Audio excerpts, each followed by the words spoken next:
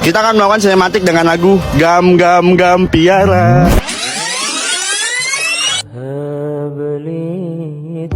Manfaatkan 5 perkara sebelum 5 perkara.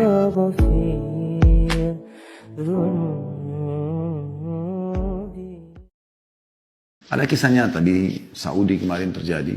Sampai heboh. Orang ini, da'i ini di Maroko, subhanallah dia mimpi. Rasulullah SAW datang kepada dia. Kisah nyata. Lalu berkata kepada dia, sesungguhnya ada seseorang tinggal di Mekah bernama Fulan. Sampaikan berita gembira kepada dia kalau dia termasuk ahli surga. Orang ini bangun, kaget, mimpi. Rupanya mimpi lagi hari kedua. Mimpi lagi hari ketiga. Sampai 3 kali dia mimpi.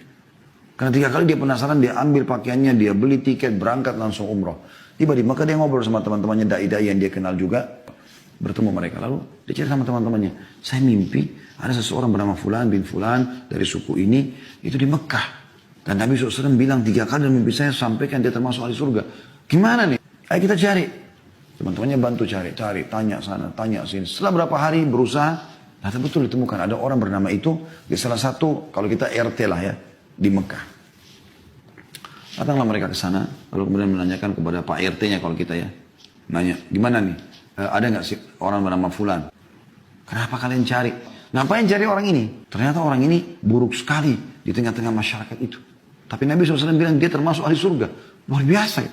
Maka kata orang yang dari Maroko ini, emang kenapa? Dia bilang kalian tidak layak bertemu sama orang ini ahli maksiat.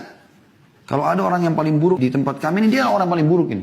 Nggak sholat, nggak segala macam. Kata orang dari Maroko, tapi saya mau ketemu. Di mana rumahnya? Tunjuk rumahnya. Pergilah ke sana, ringkas cerita. Begitu tiba di sana, ketuk-ketuk pintu dibuka sama orang ini.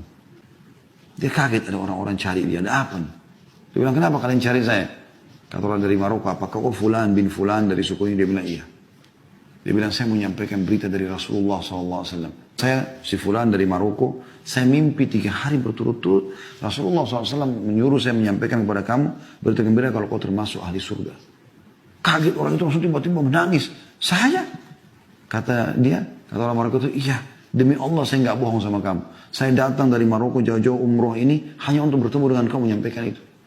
Dia bilang, demi Allah, akhi. Orang itu bilang, tidak ada orang lebih buruk daripada saya di sini. Bagaimana bisa saya dapat jaminan itu? Kata orang Maroko itu, saya nggak pusing dengan itu.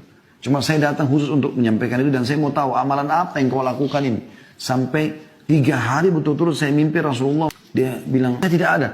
Hanya sampai dia ingat. Dia mengatakan, yang saya teringat sekarang, tetangga saya ini, tunjuk rumah sebelahnya. Tetangga saya ini adalah seorang janda yang punya 3 anak. Hidupnya susah. Waktu suaminya meninggal, nggak ada yang menaungi mereka. Maka semenjak itu, dan sampai hari ini demi Allah, saya sudah bertekad untuk memberikan setengah gaji saya. Jadi setiap terima gaji, saya kasih ke mereka setengah, kepada saya setengah. Tidak ada yang tahu kecuali saya. Sama Allah Subhanahu Wa Taala. Kata orang Maroko tersebut, itu amalmu. Memenuhi hajat saudaramu muslim tadi. Kata orang soleh ini, ayo segera ikut sama saya ke Masjid Haram. Maksudnya ayo segera taubat kembali kepada Allah, perbaiki amalmu. Ini luar biasa berita gembira. Orang itu ketakutan mengatakan, saya tidak layak ke haram sekarang seperti ini. Ini di Mekah ini, bayangkan aja. Lalu kata orang Maroko, baik, siapkan dirimu. Dia bilang dia siap-siap, dia mandi, dia bersih, dia pakai baju terbaik, lalu dia ikut ke masjid. Kata orang Maroko ini begitu masuk masjid, nangis-nangis orang ini.